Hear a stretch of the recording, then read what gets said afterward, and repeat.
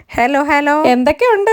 ഇത് ഞങ്ങൾ രണ്ടുപേരും കൂടെ അപ്പുറത്തെ വീട്ടിൽ നിന്ന് ഓമയ്ക്ക പിച്ചാനായിട്ട് ഇറങ്ങി. ഓമയ്ക്ക പിച്ചാനായിട്ട് ഞങ്ങൾ എടുത്തിരിക്കുന്ന ഈ തോട്ടി കണ്ടാരും കണ്ണു വെക്കരുത്. ഈ തോട്ടി വന്നിട്ട് the combination of wood and plastic and elastic is the fantastic തോട്ടി. ഇനി ഈ തോട്ടിക്ക് വേറെ പേരുണ്ടോ എന്ന് എനിക്കറിയത്തില്ല. ഞങ്ങളുടെ നാട്ടിൽ ഇതാണേ തോട്ടി. ഇനി അപ്പുറത്തെ വീട്ടിൽ ഓമയ്ക്ക പിച്ചാൻ പോവാന്ന് പറയുന്നത് കേട്ടോണ്ട് അടിച്ചു മാറ്റാൻ പോവാന്ന് ചിന്തിക്കരുത്. പറഞ്ഞിട്ട് പിച്ചാൻ പോവാ. ഞങ്ങളുടെ വീട്ടിലുള്ളവർക്കെല്ലാം ഓമയ്ക്കയോട് ഒരു പ്രത്യേക സ്നേഹം. അതുകൊണ്ട് അയലത്തുകാർ ഓമയ്ക്ക ഉണ്ടെങ്കിൽ വിളിച്ചു തരും. ഞങ്ങൾ കൂടുതലും പ്രിഫർ ചെയ്യുന്നത് പഴുത്തോമയ്ക്കയാണ്. അതുകൊണ്ട് നിൽക്കുന്നത് നമുക്ക് പിച്ചാനുള്ള ഓമയ്ക്ക. അതിൽ രണ്ടെണ്ണമാണ് നമ്മളെ നോക്കി ചിരിച്ചു പഴുത്ത് നിൽക്കുന്നത്. ഈ രണ്ടെണ്ണത്തിനെ നമുക്ക് കൊണ്ടുപോയ തോട്ടി വളരെ ഫെന്റാസ്റ്റിക് ആയതുകൊണ്ട് ഇനി പ്ലാസ്റ്റിക്കിന് കുത്തി ഒടിഞ്ഞു പോകണ്ടല്ലോ എന്ന് വിചാരിച്ച് നമ്മുടെ കൊന്നക്കമ്പിന്റെ ഭാഗം വെച്ചാണ് ഞാൻ ഓമയ്ക്ക കുത്തിയിട്ടത്. അപ്പോൾ ഓരോ ഓമയ്ക്ക അപ്രതീക്ഷിതമായി അപ്പുറത്തെ വീട്ടിലാണ് വീണത്. എന്നാൽ പിന്നെ ഞാൻ കരുതി ഓരോ ഓമയ്ക്ക ഞങ്ങൾ എടുത്തിട്ട് ഓരോ ഓമയ്ക്ക അങ്ങ് അപ്പുറത്ത് കൊടുത്തേക്കാന്ന്. പക്ഷെ തങ്കച്ചമ്മ ആ ഓമയ്ക്ക അങ്ങ് തിരിച്ചു തന്നിട്ട് പറഞ്ഞു, എനിക്കൊരു പച്ചോമയ്ക്കയും കുത്തി തന്നേര് കറി വെക്കാനാ പഴുത്തതെന്ന് നിങ്ങൾ എടുത്തു. അപ്പം പിന്നെ രണ്ടും ഞാനിങ്ങ് എടുത്ത് തന്നിട്ട് ഒരു പച്ചോമയ്ക്ക കുത്തി തങ്കച്ചമ്മയ്ക്ക് കൊടുത്ത്. പച്ചോമയ്ക്ക വെച്ച് എന്തൊക്കെയോ കറി ഉണ്ടാക്കാനാണെന്ന് തോന്നുന്നു. ഞങ്ങൾ ഉച്ച സമയത്തായിരുന്നു ഓമയ്ക്ക പിച്ചാനായിട്ട് ഇറങ്ങി. ഇനി ഞങ്ങളുടെ പഴുത്ത ഓമയ്ക്ക എടുത്തിട്ട് ഞാനും തിരിച്ച് വീട്ടിലോട്ട് പോട്ടെ.